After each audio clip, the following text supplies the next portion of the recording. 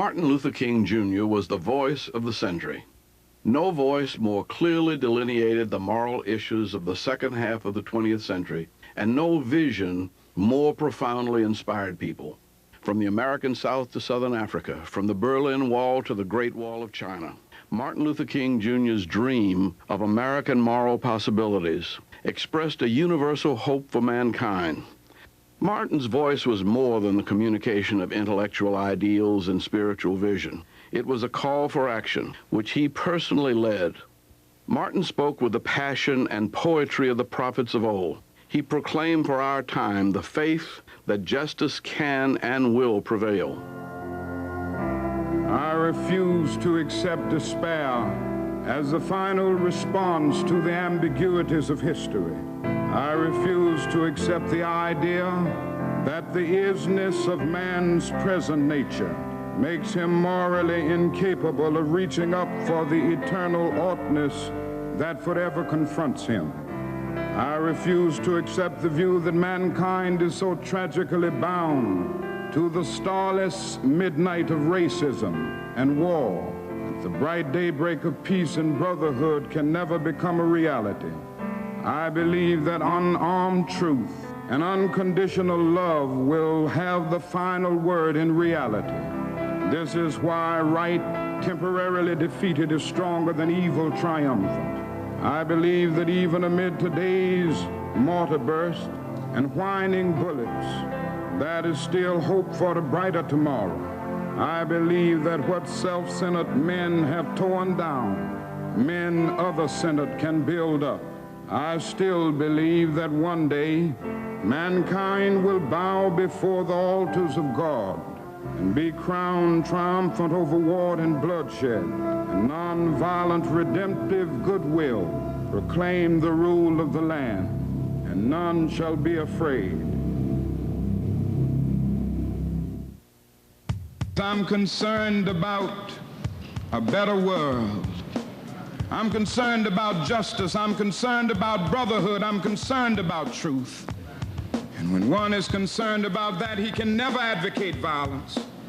For through violence you may murder a murderer, but you can't murder murder. Through violence you may murder a liar, but you can't establish truth. You may murder a hater, but you can't murder hate through violence. Darkness cannot put out darkness. Only light can do that.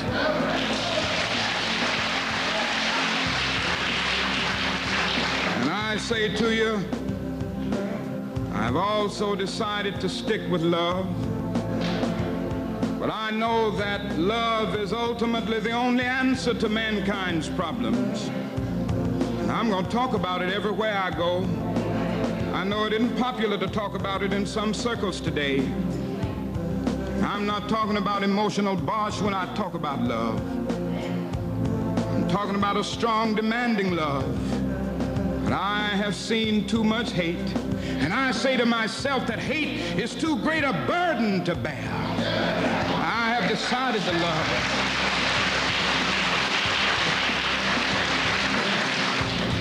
If you're seeking the highest good, I think you can find it through love.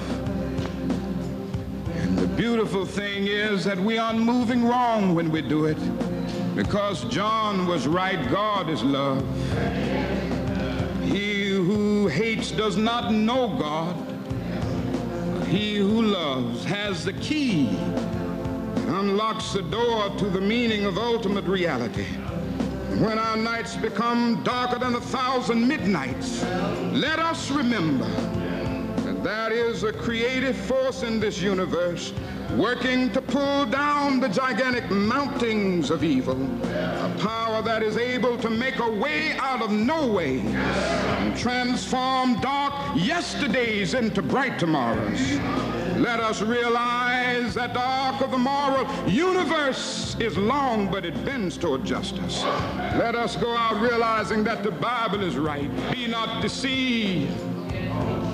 Whatsoever a man soweth, that shall he also reap. This is our hope for the future. With this faith, we will be able to sing in some not too distant tomorrow with a cosmic past tense. We have overcome. We have overcome. Deep in my heart, I did believe we would overcome.